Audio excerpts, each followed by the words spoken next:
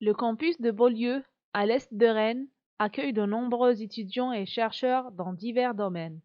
Aujourd'hui desservi par quelques lignes du bus, il sera bientôt relié au centre-ville par la future ligne UB du métro, facilitant ainsi les déplacements des usagers. Outre les bâtiments d'études et de recherche, quelques lieux marquent des points majeurs dans le campus, tels que le centre culturel Le Diapason, les restaurants universitaires et cafétérias, les bibliothèques, ainsi qu'un grand hall donnant accès à certains amphithéâtres. Ces espaces de rassemblement sont reliés entre eux par des passerelles couvertes et des couloirs à l'intérieur des bâtiments. Le système VR est complexe, rendant l'orientation au sein du campus difficile. Ainsi, afin de réorganiser la circulation, les routes abîmées seront au fil du temps remplacées par des pavés engazonnés, rendant ainsi le sol plus perméable. 3 axes principaux seront alors soulignés et relieront les centres d'activité déjà présents. D'autres axes permettront de lier le campus de Beaulieu avec l'INSA et l'école de chimie. Dans une optique de privilégier la mobilité douce et réduire l'utilisation de la voiture, les parkings seront remplacés par des stationnements pour vélos. Des parkings de covoiturage seront présents aux alentours du campus. La surface s'étendant sur 60 hectares, la marche à pied a également une place importante. C'est pour cette raison que des dalles piézoélectriques seront disposées à des endroits passants. Faites de caoutchouc, elles sont fabriquées à partir de pneus de camions recyclés. Du courant est créé lors de l'écrasement de la dalle, pouvant alors produire entre 4 et 7 watts en continu, si bien sûr elles sont piétinées sans arrêt. Entre 5 et 15 dalles sont suffisantes pour alimenter un lampadaire. Cela permettra de rendre le campus praticable la nuit, le rendant plus sécuritaire. Le long de ces axes, de nouveaux programmes seront installés en ouvrant les rez-de-chaussée. Les perspectives créées entre les diverses centralités permettront de compenser l'opacité des façades de Louis Sarech, qui ne laissent pas deviner les activités qui s'y cachent. Ainsi, nous y trouverons des espaces de coworking, des locaux associatifs, des logements intergénérationnels, des cafétérias, ainsi qu'un Fab Lab et un EduLab. Le campus ne sera alors plus seulement associé à étudier, enseigner et chercher, mais aussi à habiter, se divertir, se cultiver et échanger davantage. Grâce à ces plans libres, les étudiants seront davantage amenés à se mélanger entre les différentes filières, mais aussi avec un public plus large. Ce modèle pourra se développer à d'autres espaces dans le campus à moyen terme, voire jusqu'à l'extérieur du campus à plus long terme. Les bâtiments concernés seront traités de la même manière. Nous nous concentrons sur l'exemple des bâtiments 3, 4, 5, 6 et 7. Une partie des rez-de-chaussée est percée, créant ainsi une perspective entre l'extérieur et l'intérieur du campus.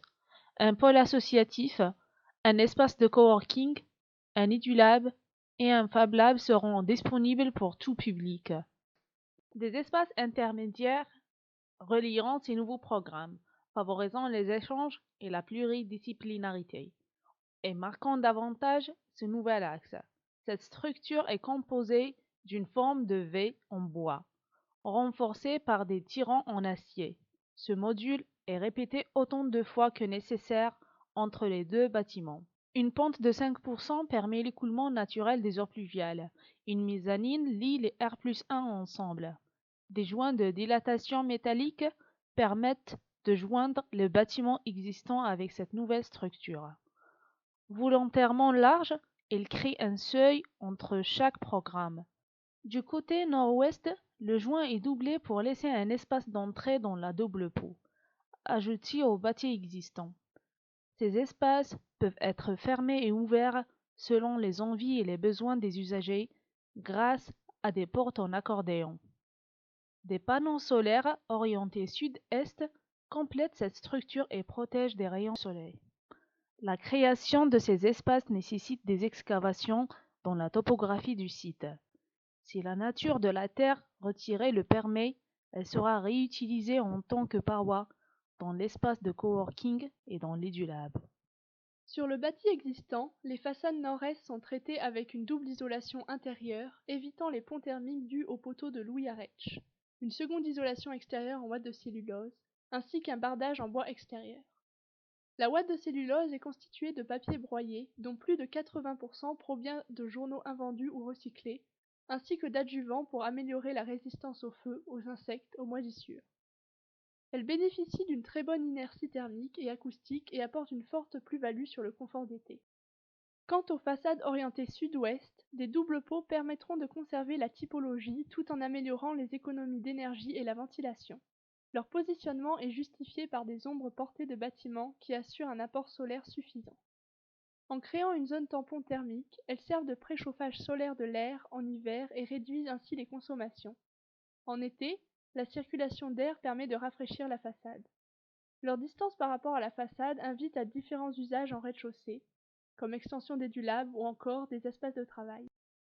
Dans les étages, les caillebotis permettant la circulation à l'intérieur de la double pot donneront la possibilité à des chercheurs de s'approprier ces espaces comme laboratoire de biologie végétale. Dans le bâtiment 3 à 4, un espace est dédié aux associations, comme la Rustine, Blabla Exchange ou encore Récup Campus. Des cubes légères peuvent être déplacés et arrangés selon les volontés des usagers.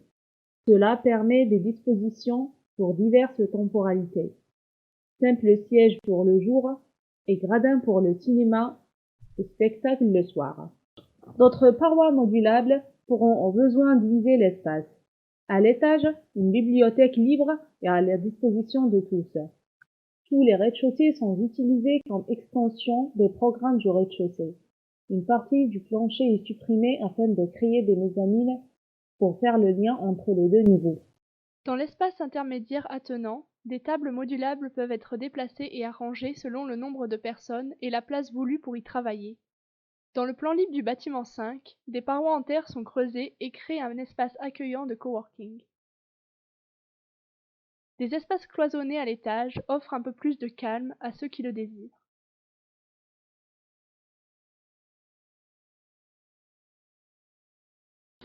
Un édulab succède au coworking. Des cabanes, une paroi courbe en terre et des cloisons en terre percées d'hexagones colorés enrichissent ces deux niveaux dédiés aux plus jeunes et leurs accompagnants. Le vert de l'espace intermédiaire est lui aussi coloré, donnant une ambiance joyeuse et ludique. L'espace intermédiaire suivant propose un mobilier dédié à prendre une pause, préparer à manger ou prendre un café. Enfin, un Fab Lab complète cette succession de programmes publics. À l'étage, les étudiants, chercheurs ou publics intéressés peuvent exposer leurs travaux. Ces 4 bâtiments sont surélevés d'un étage avec une nouvelle structure en bois. Cela permet d'y positionner des logements intergénérationnels du T3 au T5. Ces nouveaux volumes laissent une percée rappelant les plans libres du rez-de-chaussée qui servira comme terrasse partagée pour les habitants. Les logements sont connectés entre eux par des cuisines partagées et des patios à ciel ouvert permettant la rencontre, la mixité et le partage. Les logements au nord-ouest possèdent un balcon couvert et ceux au sud-ouest bénéficient d'un jardin d'hiver créé par la présence de la double pot. Ce projet a pour but d'attirer un public varié grâce à la diversification des activités qu'il propose au sein du campus.